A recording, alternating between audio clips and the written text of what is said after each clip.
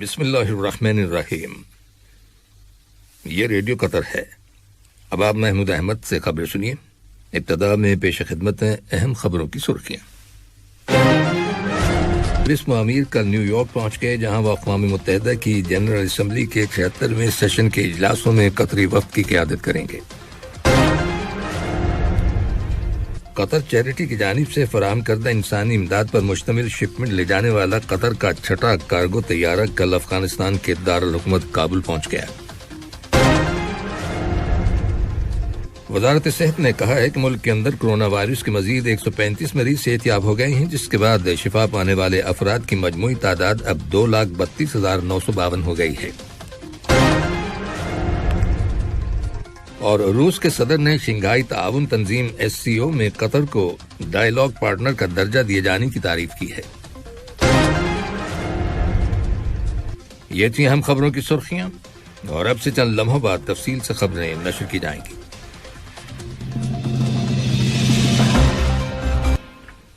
لیجیے اب آپ تفصیل سے خبریں سنیے۔ صاحب اسم امیر شیخ تمیم بن حمد آل ثانی کل نیو یارک پہنچ گئے، جہاں وہ اقوام متحدہ کی جنرل اسمبلی کے 76ویں سیشن کے اجلاسوں میں قطری وفد کی قیادت کریں گے۔ یہ اجلاس رواں ماہ ستمبر کی 21 سے 27 تاریخ کے درمیان نیو یارک سٹی میں اقوام متحدہ کے ہیڈ کوارٹرز میں منعقد ہوں گے۔ صاحب اسم امیر 21 ستمبر بروز منگل اوپننگ سیشن سے خطاب کریں گے۔ صاحب اسم امیر کے خطاب کی اہمیت واضح ہے، کیونکہ قطر علاقائی اور بین الاقوامی مسائل کے حل کے معاملے میں نمایاں کردار ادا کر رہا ہے، اور عالمی امن و سلامتی کے لیے قطر غیر معمولی خدمات انجام دے رہا ہے۔ وزارت داخلہ کی جانب سے ایک بیان جاری کیا گیا ہے، جس میں کہا گیا ہے کہ اگلے ماہ اکتوبر کی 2 تاریخ کو منعقد ہونے والے شورا کونسل کے انتخابات سے متعلق کسی بھی امیدوار کے وکالت نامے یا دستبرداری کی اپلیکیشن جمع کرانے کے لیے جمعرات 30 ستمبر کا دن مقرر کیا گیا ہے۔ امیدوار کو اپنی اپلیکیشن عین خالد میں الیکشنز ڈپارٹمنٹ کے ہیڈ کوارٹرز میں نامینیشن کمیٹی کے چیئرمین کے سپرد کرنا ہوگی۔ امیدواروں کی جانب سے اب انتخابی مہم کا آغاز ہو گیا ہے۔ الیکشنز کے اسکیڈول کے مطابق انتخابی مہم 30 ستمبر کو اختتام پذیر ہوگی۔ اس سے اگلے روز وقفہ ہوگا، اور پھر اس سے اگلے روز یعنی 2 اکتوبر کو ووٹ ڈالے جائیں گے۔ قطر نے خلیج کی کونسل برائے تعاون GCC کی وزارتی کونسل کے 149ویں اجلاس میں شرکت کی ہے۔ اس اجلاس میں، جو سعودی عرب کے شہر ریاض میں GCC جنرل سیکریٹریٹ کے ہیڈ کوارٹرز میں منعقد ہوا، قطری وفد کی قیادت وزیر مملکت برائے امور کابینہ سلطان بن سعد المریخی نے کی۔ قطر ترقیاتی بینک اور جمہوریہ مالی کی وزارت معیشت اور مالیات کے درمیان ایک سمجھوتے پر دستخط کیے گئے ہیں، جس کے تحت قطر ترقیاتی بینک مالی کے اندر پیسٹم منصوبے کی تکمیل کے لیے قرض فراہم کرے گا۔ اس منصوبے کا مقصد مالی کے اندر آؤٹ آف اسکول بچوں کے لیے کوالٹی پرائمری ایجوکیشن کے حصول کو یقینی بنانا ہے۔ یہ منصوبہ قطر کی تعلیم سب سے بالا فاؤنڈیشن کی اسٹریٹجک پارٹنرشپ کے تحت مکمل کیا جائے گا۔ Qatar general electricity and water corporation Kahramaa نے 70.3 ملین ریال کی لاگت سے تعمیر کیے گئے عین سینان سب اسٹیشن کی اوپننگ کا اعلان کیا ہے۔ اس سب اسٹیشن کی تعمیر کارپوریشن کی ان کوششوں کا حصہ ہے جو ملک کے اندر بجلی کے نیٹ ورک کو بہتر بنانے اور اس کی کیپیسٹی میں اضافہ کرنے کی غرض سے کی جا رہی ہیں۔ اس سب اسٹیشن کو سیفٹی اور سیکیورٹی کے اعلیٰ ترین سٹینڈرڈز کے مطابق تعمیر کیا گیا ہے۔ واضح رہے کہ رواں سال کی پہلی اور دوسری سہ ماہی میں کارما نے مختلف مقامات پر بجلی کے متعدد نئے اسٹیشنز تعمیر کیے ہیں، جو اس وقت کام کر رہے ہیں۔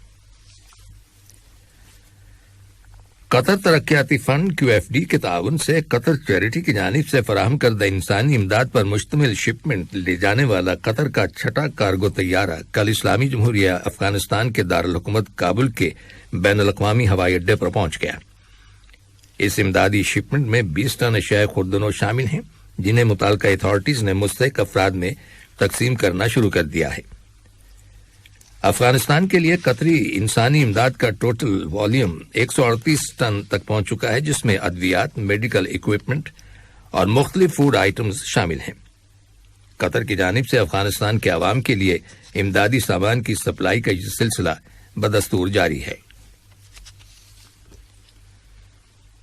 قطر کی قومی ایئر لائن قطر ایئر ویز نے بین الاقوامی شہری ہوابازی کی تنظیم ایکاو کے پائیدار ہوابازی کے عالمی اتحاد میں شرکت کا اعلان کیا ہے۔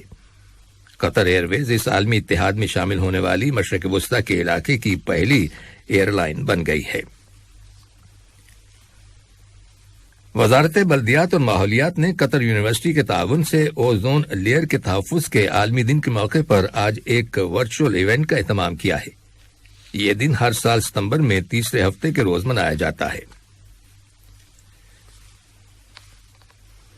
حکومت نے موسم گرما کے دوران کھلی جگہوں پر کام نہ کرنے کی پابندی کی میعاد ختم کرنے کا اعلان کیا ہے۔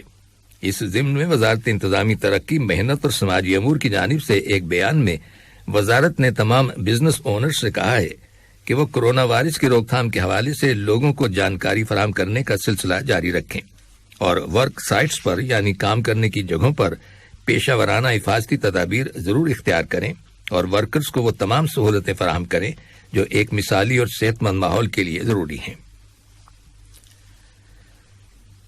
وزارت صحت نے کہا ہے کہ گزشتہ 24 گھنٹوں کے دوران ملک کے اندر کرونا وائرس کے 117 نئے کیسز رجسٹر کیے گئے ہیں، جن میں سے 79 کا تعلق مقیم لوگوں سے ہے، جبکہ 38 کیسز کا تعلق ان ٹریولر سے ہے جو حال ہی میں بیرون ملک سے دوحہ آئے ہیں۔ وزارت صحت نے اسی عرصے کے دوران کرونا وائرس کے مزید 135 مریضوں کی صحت یاب ہو جانے کی تصدیق کی ہے، جس کے بعد اس وبا سے شفا پانے والے افراد کی مجموعی تعداد اب 2,32,952 ہو گئی ہے۔